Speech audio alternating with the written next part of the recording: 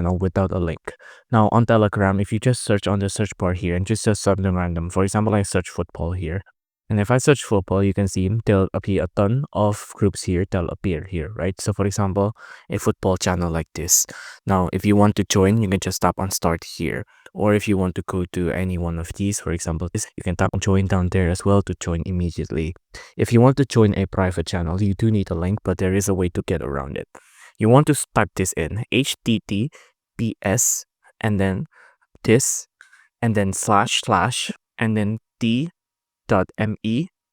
After that, you want to do / again, and then now you just want to put in whatever group name you want. So for example, I want to join a group called Football, the Sun, like this.